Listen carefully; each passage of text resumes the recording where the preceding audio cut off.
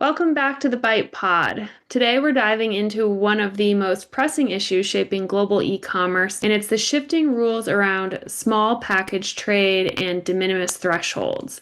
I'm your host, Anne Riitho, and today I'm joined by Agustin Farias. Welcome, Agustin. Thank you, and nice to be here. So, just a brief background on Agustin. He is a leader at the intersection of global trade, logistics, and technology, and has spent more than a decade shaping how some of the world's most recognized retailers and Fortune 100 brands navigate cross-border commerce. He has led international expansion into more than 150 countries, overseen large-scale logistics and distribution strategies, and engineered multi-million-dollar cost savings through innovative customs and duty programs. Today, he's providing strategic support to Passport Global, helping e-commerce brands successfully navigate trade challenges and shifting tariffs. With his experience bridging retail logistics and next-gen trade technology, he's bringing a unique perspective on what it takes to thrive in today's rapidly evolving trade landscape. A little bit of background on Passport Global before we jump in. It's an internationalization platform that helps e-commerce brands go global by combining logistics, compliance, and technology, and reaches over 180 countries. Passport Global makes cross-border selling faster, simpler, and more compliant. And with that, Agustin, I'd love to hear in your words how you got into global. You've been in e-commerce for a while. How did you get there? And how did you get into it? And how did you get to where you are today?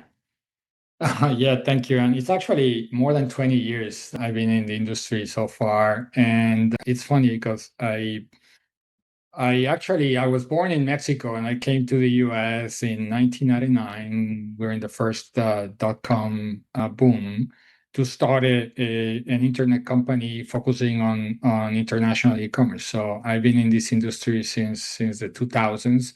At that point, Amazon was just a small company. It was not proven that e-commerce was going to be successful. There were all these naysayers.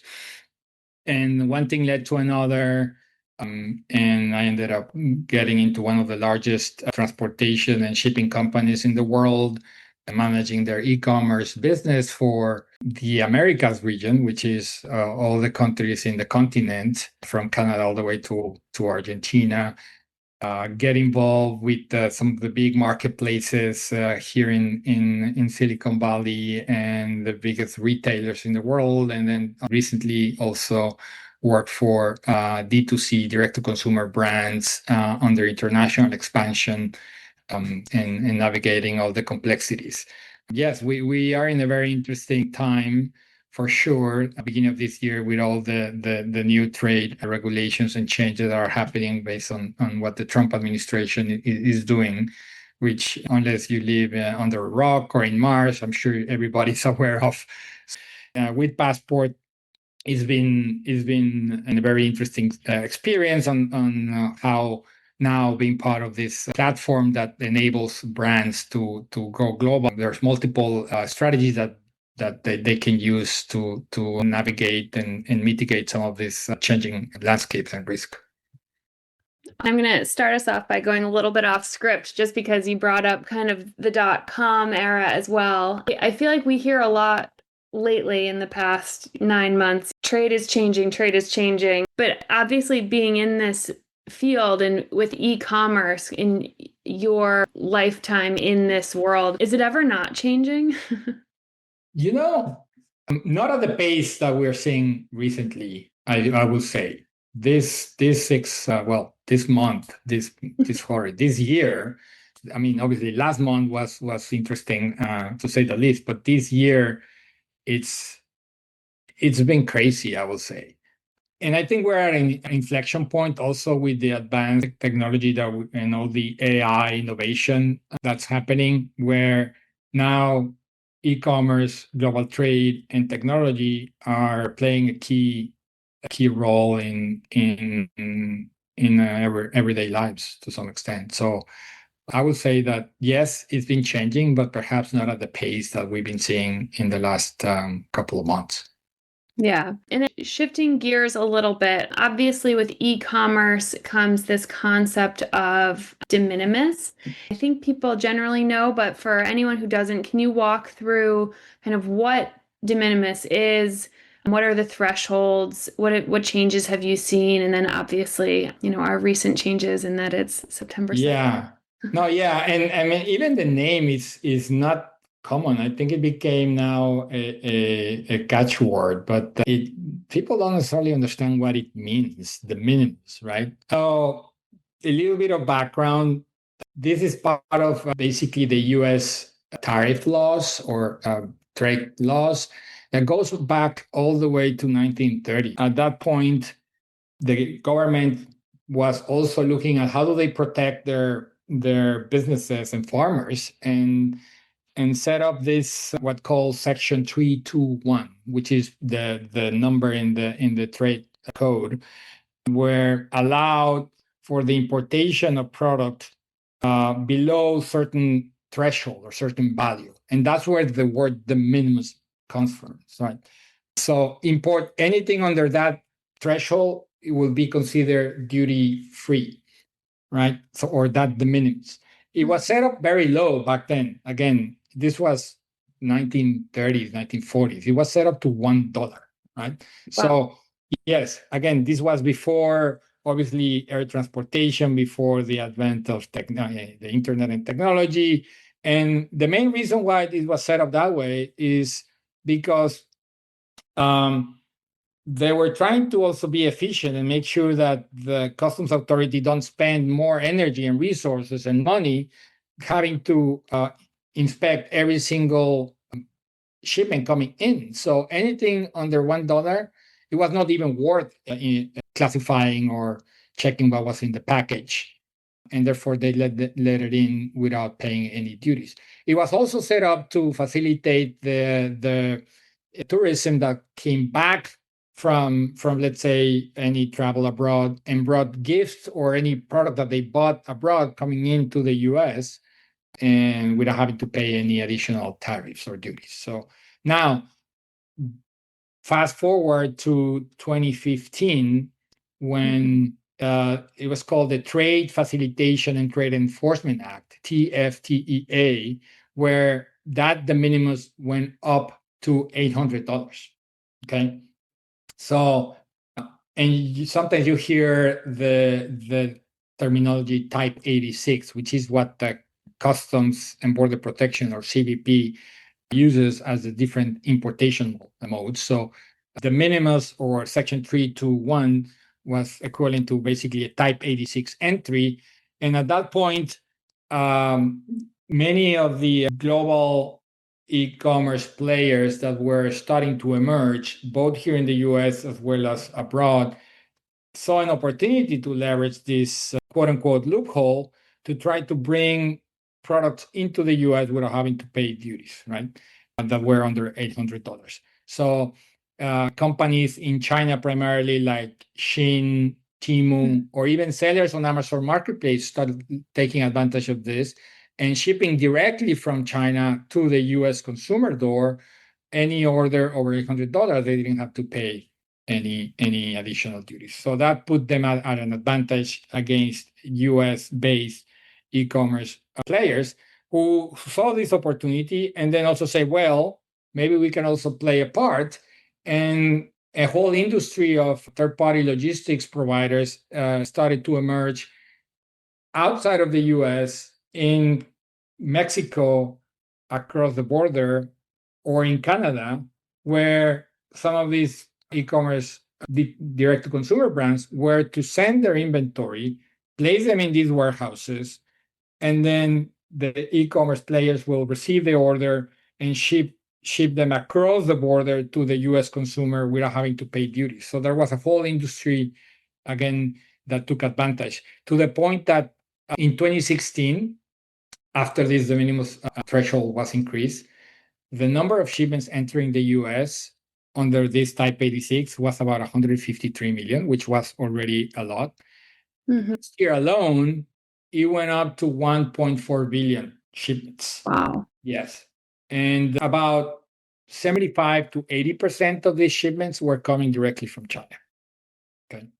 So that's kind of the story. Now, then President Trump came, and I'm just going to outline here what happened on February 1st, declare a national emergency and invoke what was called the IEPA Act, which I'm sure you've heard, and said, well, we want to put some pressure on Canada, Mexico, and China over the fentanyl crisis, because the understanding, and again, I'm not an expert here, is that some of the bad actors in some of places outside of the U.S. were leveraging this de minimis to ship the raw materials to produce fentanyl into the U.S. again using de minimis, and therefore not being detected by the authorities. So he said, well, as part of my America First policy, trade policy agenda, let's put an end to this. So February 1st, he declared national emergency, and February 4th, he basically repelled the whole de minimis program global and basically held broke loose. The shipments were coming in from all over the world under de minimis, and they were stuck at the airports in JFK. I heard there was like, I don't know, thousands. Yeah, hundreds of thousands of shipments that they got stuck. So a few days later, on February 7th, then the de minimis was reinstated with the caveat that it was going to be eventually repelled once the systems were ready, right? So fast forward to May 2nd, and then at that point, another executive order came where China, anything where produced in China or Hong Kong will not be eligible for the de minimis program. This is also to put more pressure into China due to all the other geopolitical tensions that are between the two markets. And then from one day to another, 85% of the volume coming through the de minimis dropped. So from 4 million shipments a day, it went down to like 500,000, right? Because again, China accounted for a large portion of it. And there were increasing rejections from CBP, as well as more inspections. So brands started to, or importers started to scramble, because obviously a lot of the products that we consume in the US are manufactured in China, and started to adapt and see how they can bring those products into the US. There are other ways, obviously, to import products legally under what's called Type 01, which is a formal entry, or Type 11, which is an informal entry, and we can talk more about those. So now, basically, those are the ways that you can bring anything into the US, and you have to declare where it's made from, or what's called the country of origin, or COO, and classify it. But we can go into more details there. Now, last week on August 29, maybe you have heard, the whole de minimis to the rest of the world was completely removed. So now no country can import into the US under de minimis, and it's becoming quite challenging, to say the least. Yeah, and with the most recent change, this is, I think, less of an issue, but I know a lot of questions came up around that, what you were alluding to, the shipping country versus the country of origin, right? So when it was said nothing from Hong Kong or China could use de minimis anymore, it wasn't that it was shipped from there. So all of those logistics companies and warehouses that you mentioned previously that were in Mexico and Canada, are they, that applied to them, correct? Yeah, for sure, because they were, again, the whole industry spanned in a matter of years of logistics companies, and that set up operations and warehousing in just across the border in Tijuana or Ciudad Juarez, and in Canada, in Vancouver, in the greater Toronto area, which allow any US e-commerce brand to import their inventory without having to touch the US jet. And even though it was coming, let's say you manufacture as a brand in China, you bring your inventory, you put it into a bonded warehouse in Mexico. It hasn't touched the US yet for customs purposes. So you haven't paid any duties yet. And then the customer in the US places an order on your website. That order was under $800. And therefore, now you can fulfill directly from Tijuana across the border that individual order to the end consumer be someone anywhere in the US and don't have to pay any duties. So that was the whole premise. And it was utilized. This was all completely legit and legal and a multi-billion-dollar business, I would say. I don't know for sure, but span out of this. Even though the warehouse was in Mexico and Canada, if your product was made in China, on May 2nd, when the new executive order came in, you could not import it duty-free into the US under the Minimis, even if you put it in Canada or Mexico. So that's why many brands this year started to relocate their warehouses back to the US. And there's been a flare of activity on warehousing contracts from some of these brands that are saying rushing to bring the inventory back into US. Because the one thing you have to consider is once you bring your inventory from your manufacturer in China into the US, before any order is being placed by your end consumer, you declare those goods at basically at the valuation at the point of entry, which is what it costs you as a brand to purchase from the factory, not necessarily at the retail price, which is much higher because you obviously put a margin to your cost of goods, and therefore that's why it's better to import or forward deploy and move your inventory prior to sale into the US, and then just pay the whatever duty rate before the transaction is finalized with your end consumer. Okay, yeah, that's interesting. And so that was one of my questions is how have you seen these policy changes affecting e-commerce or direct-to-consumer brands so far? It sounds like a little bit of, like you said, a flurry of warehouse activity. Any other shifts that you've seen kind of as in the lead up to this? Oh, yes, quite a bit. So, and also you have to consider if you are a US based retailer versus if you're a foreign based retailer, right? So US based retailers that were leveraging, or e-commerce brands that were leveraging the Minimis and putting their, as I mentioned, their inventory in Mexico, Canada, or shipping directly from abroad, from China. There was another business model where you basically offshore your 3PL to China directly, and your manufacturer will move the inventory into that location right after production.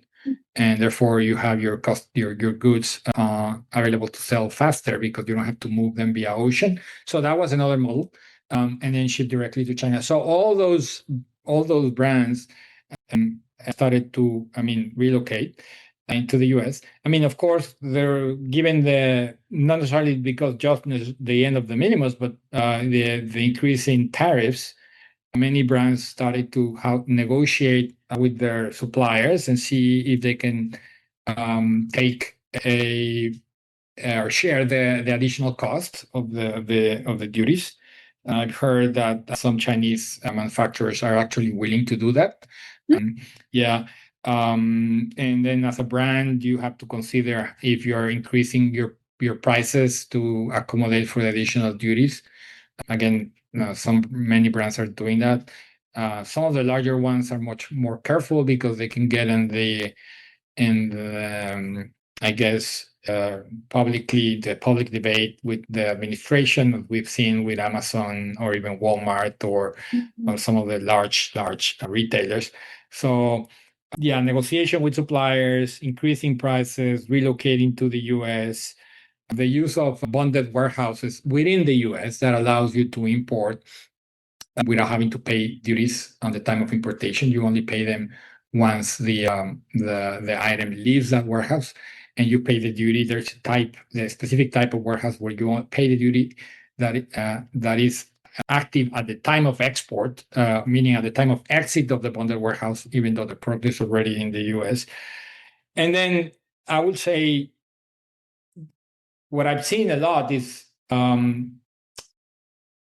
making sure that your inventory and your product data is as complete as possible, because now you need to properly describe your products. You need to classify with what is called the harmonized tariff code, the US HTS code, up to 10 digits, which is something that perhaps before, as a brand, you didn't need to do because it was all coming through under the Minimis. Now you need to either hire a customs broker or try to do it yourself with tools that are out there. And I mean, the more sophisticated ones are looking at how do they evaluate different valuation methods of their products. And there is something called first sale, which you can bring in your product into the US, not at the cost that from your supplier to you, but sometimes even at the cost from the supplier to the manufacturer. So there's different methods. I think also, again, this takes much more time, but the whole sourcing strategy and looking at diversifying where you produce your goods, looking at other countries that have less duties, right? Obviously, finding new vendors and new suppliers and changing your supply chain takes time. But yeah, it's, again, this is all moving as we speak. Even last Friday, maybe you heard about this, but the Federal Court of Appeal declared that the IEEPA duties were illegal or not valid, that the president overextended his powers. So there is this lawsuit that may end up in the Supreme Court that may, who knows? I mean, again, I'm not an expert here. May end up invalidating some of these additional tariffs. And I think the administration has until the October 14th to respond. So who knows what's going to happen? So we need to keep a close eye on this. Again, it's all developing. So tomorrow things will change. Yeah, you brought up a great point too, though. I feel like a lot of the focus around, when I hear de minimis talked about, is around the tariffs, which obviously that's the financial implications for companies, as you just outlined. And but I think it's also important to highlight kind of the more administrative stuff that you highlighted, like people who have never had to worry about a classification before. That's where the tariff is going to come from, right? Is getting that classification correct, or putting in a customs description that isn't going to get, rejected by CBP, or having the right proof that there was no forced labor in your supply chain. All of these things that come with a more formal entry.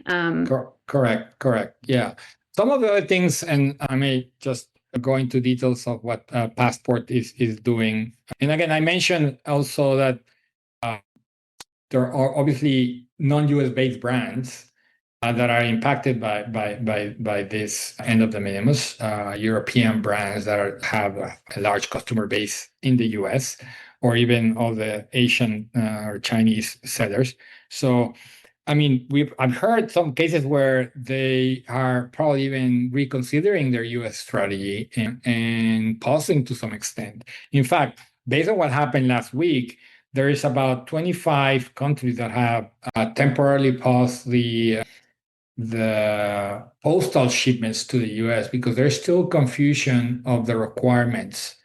I wouldn't say confusion, but those requirements may not be yet met by some of the postal operators that bring a product into the US, because as you mentioned, now they have to classify the product, they have to include a country of origin, which prior to that they didn't. So, and based on the executive orders, it's on the onus of the shipping carrier to pay the duties prior to export. This is for postal, not commercial, and there is nuances, right? So if you're shipping, if someone is shipping let's say, a brand in the UK or France or somewhere in the EU is shipping something through to a customer in the US, e-commerce, via the postal network. Now, the carrier in Europe or the UK is the one responsible to assess the duty and collect the payment. And there's different rules that were outlined in the latest executive order on what is that payment.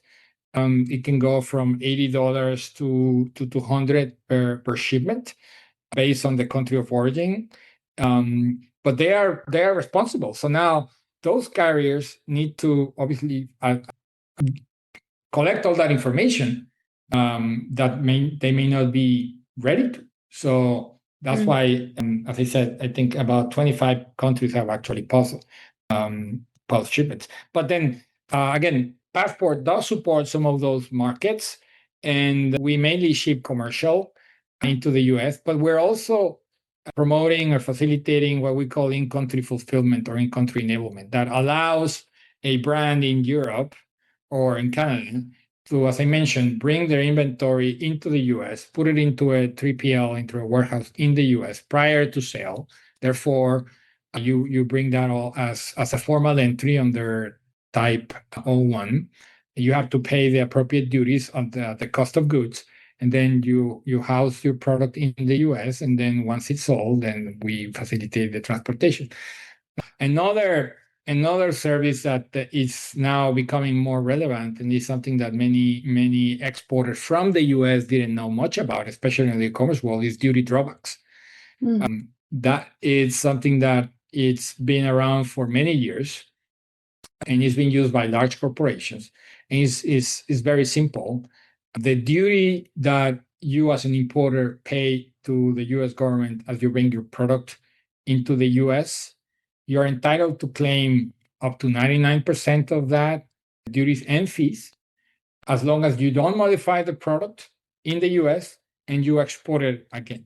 So you have to it's complex, especially for e-commerce direct to consumer brands to set this up. We're helping them because you have to apply what's called for privileges from CBP, and then once you get that, then you have to there's a lot of data that you need to collect and match your imports to your exports. You need your entry summaries, your 7501s, commercial invoice, purchase orders to prove that your product came in, and then you got to match at a part number and the SKU as it goes out of the US, and then prepare a claim.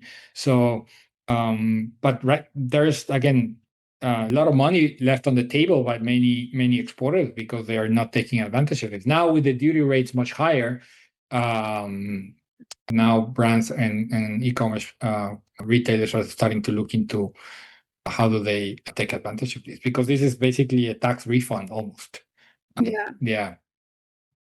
Have you seen any other examples of smaller brands or smaller, even, not the really big ones, I should say, innovative ways that they're rethinking different parts of their business model, or different steps that they're taking to kind of continue to sell across borders?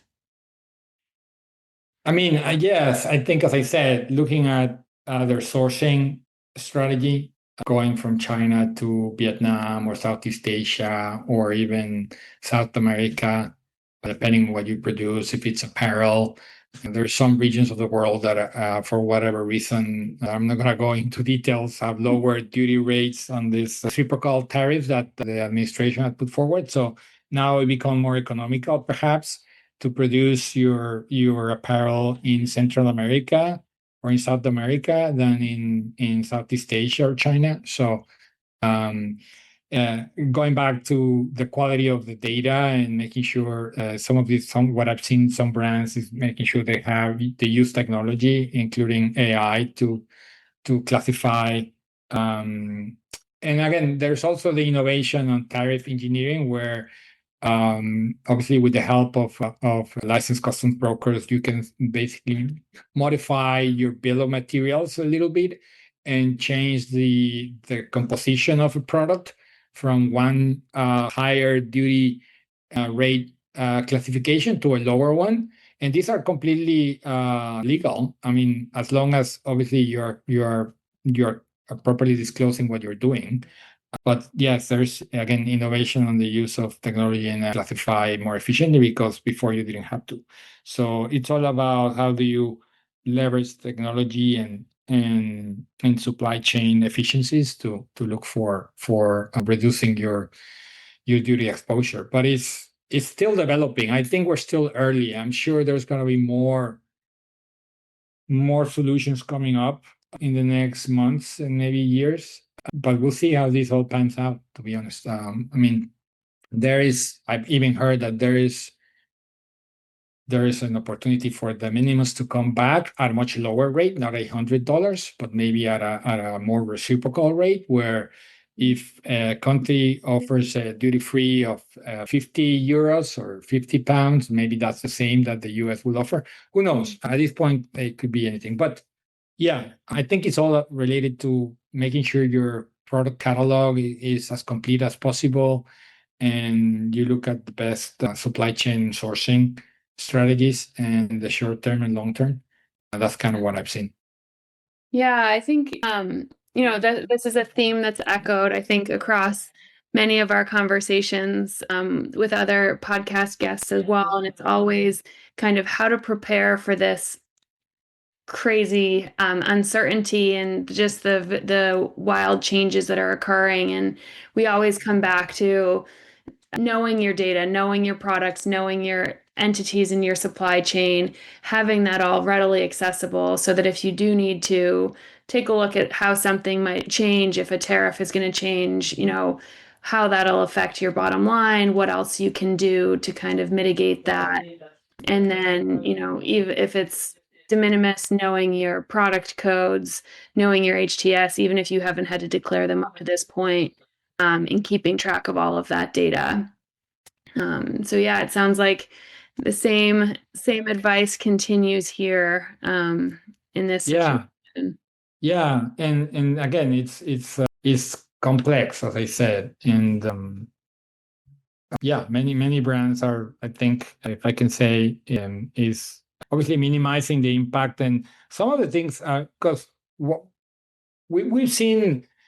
Okay, this concept of like putting inventory in the US if you're a foreign brand, the big question is how do you manage if you had like split orders where you have some inventory that you forward deploy to a 3PL in the US, and you have some other inventory, let's say in your home market, and then a customer places an order and you have the product on the two locations. So that's where also proper planning and forecasting, again, with the use of new technology and AI, is going to become more relevant, because brands will want to maybe diversify their footprint, and they will need to have proper allocation of the right inventory in the right place closer to the customer.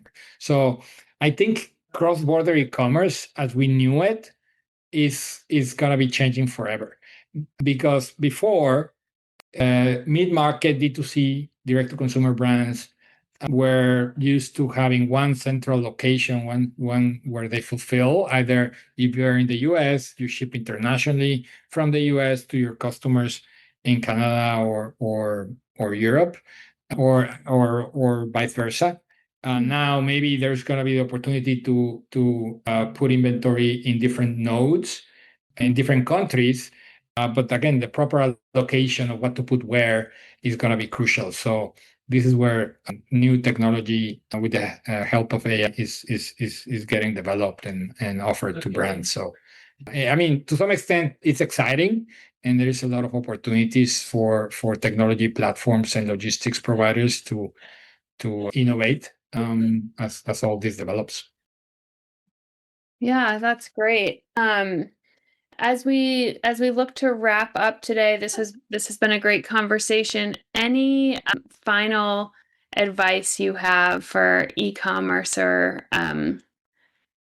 direct to consumer brands? Anything you haven't shared yet? Nuggets of information.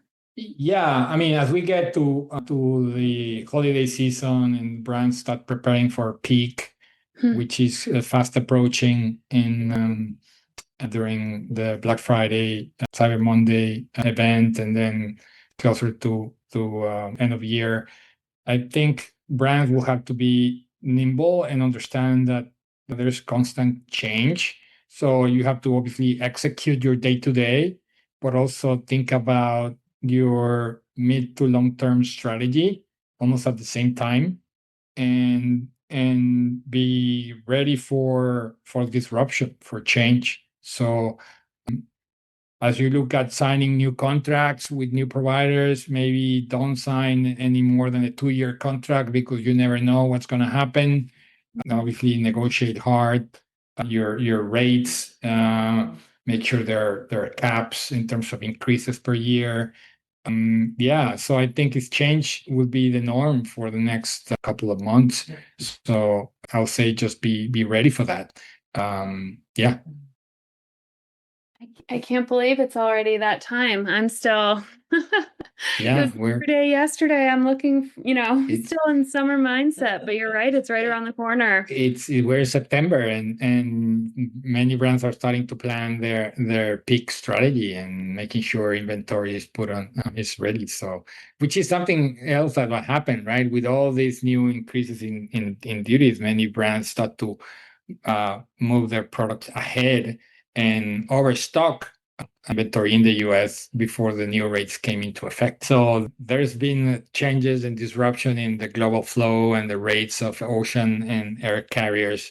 It's all very interesting. And again, I track some of these, not necessarily very closely, but freight forwarder industry is kind of like also something that is being disrupted, and it's fascinating, as I said. So change is the norm, and be ready for more. That'll be it for today's episode of the Bite Pod.